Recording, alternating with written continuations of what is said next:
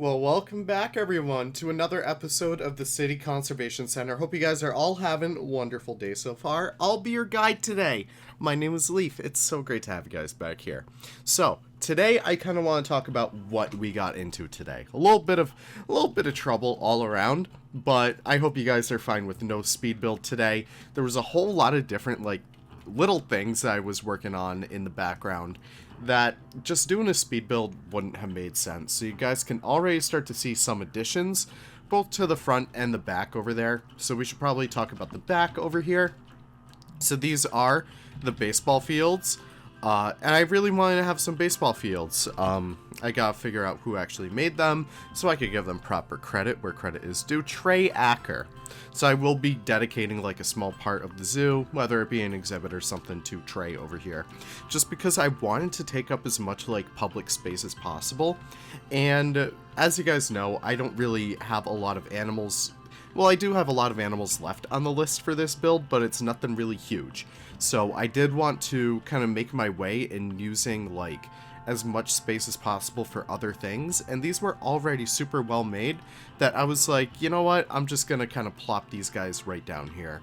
And I think it turned out pretty good in the end because they kind of serve their purpose. They look pretty good as is, and it's just something realistic. I always love to see that. It's just something realistic that you would see somewhere else, in zoos and parks and stuff like that, because this would be kind of like a public zoo. And yeah, I just kind of like that. But besides that, we've also been working on relatively other smaller things. Most notably kind of just doing foliage. So you guys may notice some brief kind of hints of foliage change all around. Nothing really too crazy, you guys may not even notice it, but I was adding some foliage behind some areas just to help it feel a little bit more densely populated. I added a whole bunch of these signs to the park, just to help signify that we do have leopards in here, and I did want to make sure that we kind of stress that enough so we have a few of them right next to our leopard habitat. I know it's not the most realistic. I may actually eventually kind of go over and net it over. I'm not sure. We'll see how risky I'm feeling sometime. But that's what I have working on over there. Most notably, one of the biggest foliage changes I have is in the primate section. And this whole area, I want this to be very forested because we're going to be dealing with a lot of jungle animals. We're going to be dealing with gorillas, orangutans, bonobos, maybe chimpanzees, I'm not sure. But they will all kind of be covered in all this nice foliage all throughout here. And I really want to have it feel like a very nice forest. So we also did a lot more foliage work behind our lemur islands as well. So you have the 3 lemur islands back here. And it just looks super awesome in the end. It just feels a lot more, I don't know, cohesive with the theming. I really do like that to begin with. Other small things that we added, again, to the entrance, we also added some more banners. I'm going to change the time of day right over here. So you can see a lot more of the leopard banners. We could just pretend that they're one of the leaders of the leopard projects in America. I'm not really sure. We can kind of build up lore later down the line. I also added a quick little food truck over there. Nothing too crazy. But once we actually do get into the zoo, that is where most of the changes start to happen. Now you guys may notice the entire plaza is a lot less colorful now. I was kind of struggling with it to begin with. I really wasn't sure if I wanted it to be a lot more colorful or if I wanted it to be a lot more realistic. So I kind of settled for the realistic one just because I really wanted it to be this kind of vibe in the end. And I think it works out a lot more with all is said and done, just because I did like the original Compass Rose idea. But even just looking at this from the top down, the colors just work 10 times better when it's kind of like this, and it helps to flow throughout the rest of the zoo as well. The colors just match the pathways and stuff a lot more. But you can see that we did make some minor changes throughout here, so we do have these flags kind of still going on throughout the entire zoo, and we also do have Eben's little vendor stands. I'm not sure if I'll do anything else with these. I'm not sure if I'll actually put down some keepers or actual vendors to the sides of these. I feel like that'd be kind of fun to do. But what really started to change is inside of here. I also added some flowers up here because I thought that was pretty good. But this is our axolotl house. It has a lot more than axolotls, but we're just gonna pop right in here. It is now open. This is specifically made just in case if anyone kind of tours a zoo on their own channels or on their own accord. I know Delay Designer kind of skipped over one of the, I think it's like the wetlands house inside of Sugar Pine Zoo, and I want to make sure that something like that doesn't really happen again. So we can pop right in here, and we get started right away. So I'm just going to change the time to night so you can see this thing in its full color. But I have to thank Lion for these signs again, really awesome pieces.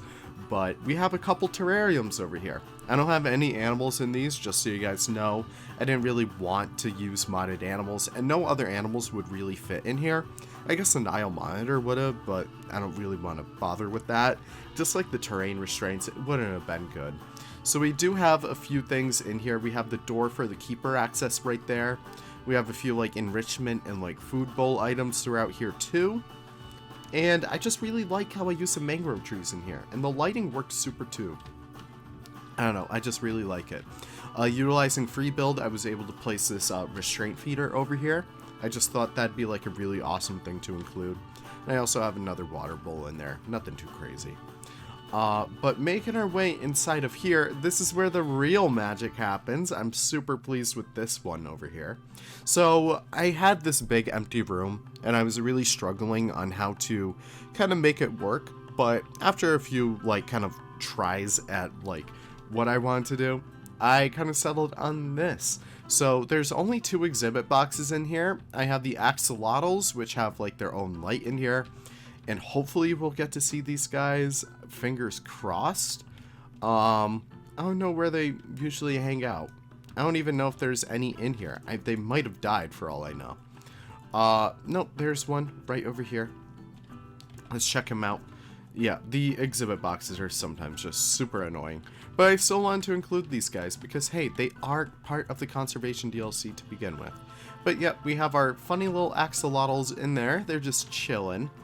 But besides that, it's nothing really too crazy. Just still more of line signs. I have a whole bunch of planters in here. I have a whole bunch of education as well. Especially for an area like this, which, by the way, hey, guys, maybe you should try and do that. But especially for an area like this, you really want to pack as much education in here as possible. And we also have, I found this albino boa constrictor on the market, and I was like, you know what, that's too cool not to have. So he has his own little habitat in there. I thought that was a pretty swanky find. But that's about it over here, and we have some more education. And these doors don't really lead to anything. You can see that it's just one big empty room. If I'm feeling funny one day, I may update that with like, you know, behind the scenes access. But I don't really know too much about that kind of stuff for me to actually take that on. Maybe in the future I will, but for the time being, I really don't want to. But really, that is about it, my friends. That is kind of all the additions that we have done for City Conservation Center.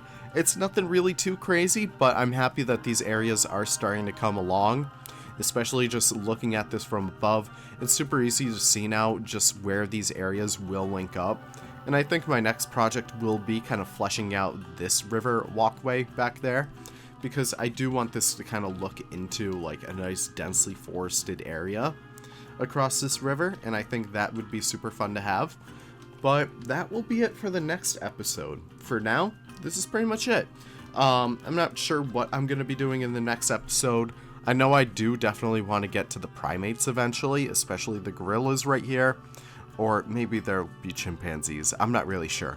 But that is really it, my friends. I want to thank you guys so much for watching. I want to thank you guys so much for tuning in. Your support over the past few days has been incredible. I really do appreciate you guys even stopping by, especially now. But yeah, keep an eye out for any DLC news. We're going to turn off the lights over here, and we're just going to pop down over here. Thank you guys so much for watching. I really do appreciate it, and I'll see you all in the next video. Take care and have the most wonderful of wonderful days. Bye-bye now.